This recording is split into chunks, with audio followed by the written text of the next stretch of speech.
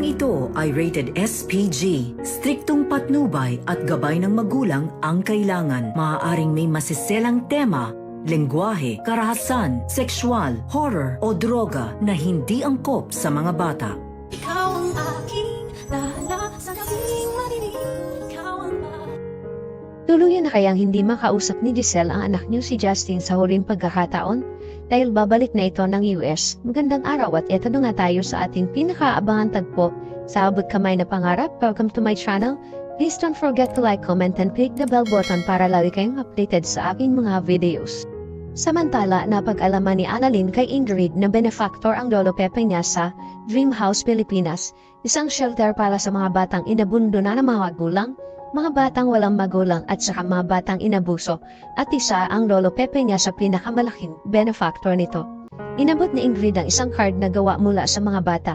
Ikinatuwa naman ito ni Annalyn dahil hindi niya alam na may ganitong ginagawa pala ang lolo niya. Sabi ni Ingrid na gusto sana ng mga bata na bisitahin ang lolo Pepe niya.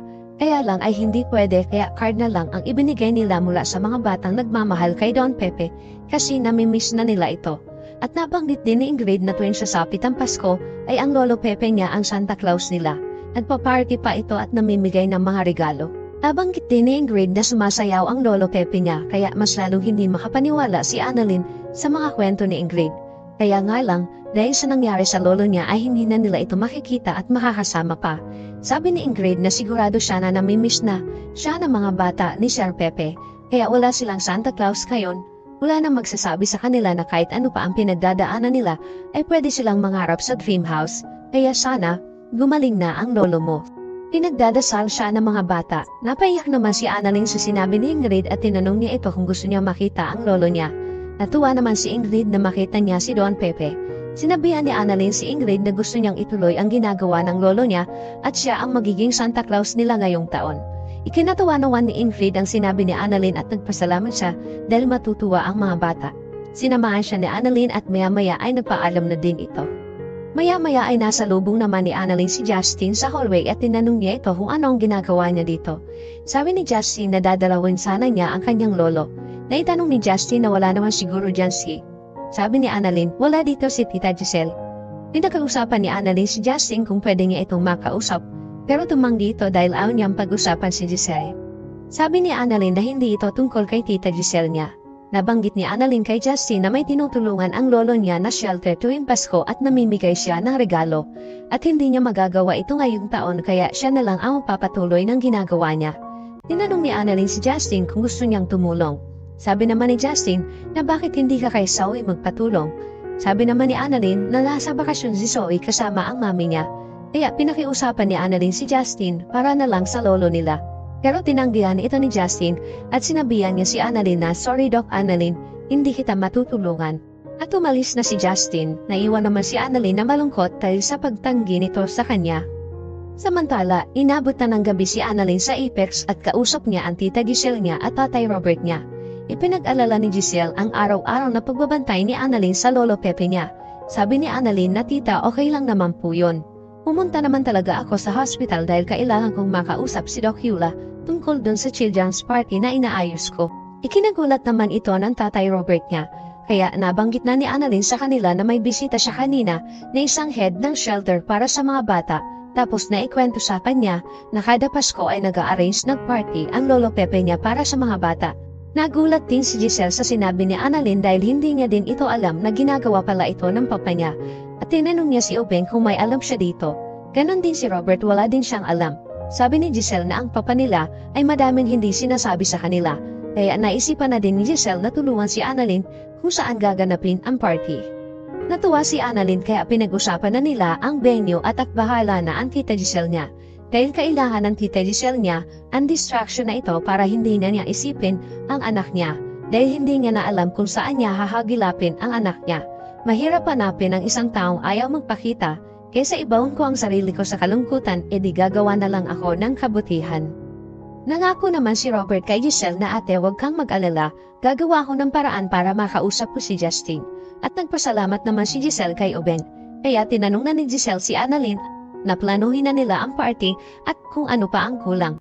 Masayang pinag-uusapan ni Annalyn at Giselle ang gagawin nila at nagpaalam na sila kay Robert. Sa kabilang banda naman ay nagkita-kita ang magkakaibigan dahil may magandang ibabalita si Nurse Karen at Nurse Ivan sa kanila. Tuwan-tuwa ang dalawa dahil babalik na sila ng Apex at pinababalik na sila ni Ma'am Giselle. Ikinatuwa naman ito ng lahat dahil muli sila magkakasama sa trabaho. Nagbiro si Doc Luke kay Annalyn at sinabing, "Paano ba yan, Annalyn?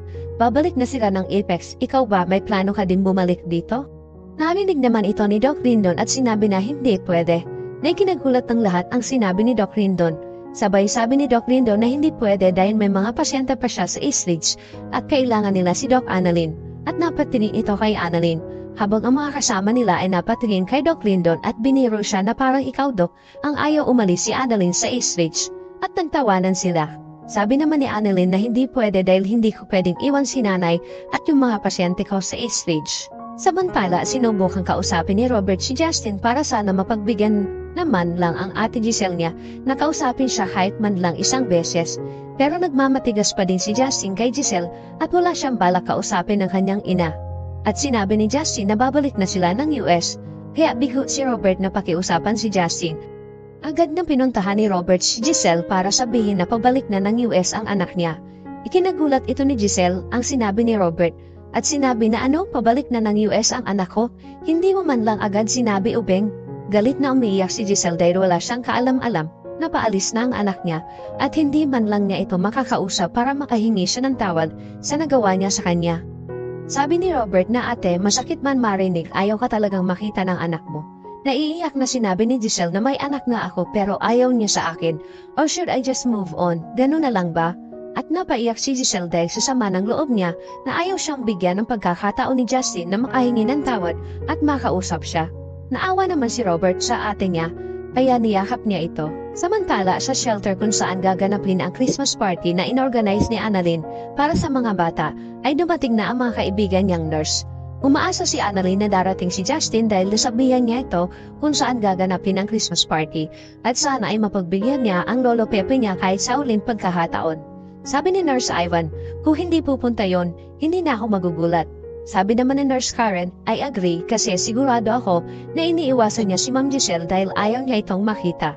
At maya-maya ay tinawag na sila ni Ingrid para pumasok sa loob nang biglang lumating si Justin na ikinatuwa ni Annalyn. Sabi ni Annalyn kay Justin na salamat at nakarating ka. Sabi ni Justin na dumaan lang ako dito para magpaalam sa iyo dahil pabalik na ako ng US ngayon. Ikinagulat ito ni Annalyn kaya pinakiusapan niya si Justin na baka pwede naman magstay ka muna kahit sandali para pasayahin natin ang mga bata. Sige na, para kay Lolo. Umayag naman si Justin na magstay kahit kaunting oras na ikinatuwa ni Annalyn kaya agad na silang pumasok sa loob.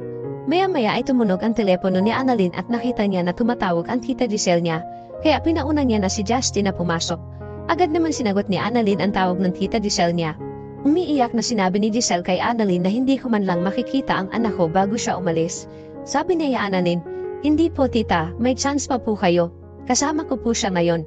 Nandito po kami sa venue. Nabuhayan naman ang loob si Giselle at sinabi ni Annalyn na kasama niya si Justin at may pagkakataon siya na makausap ito bago bumalik ng US.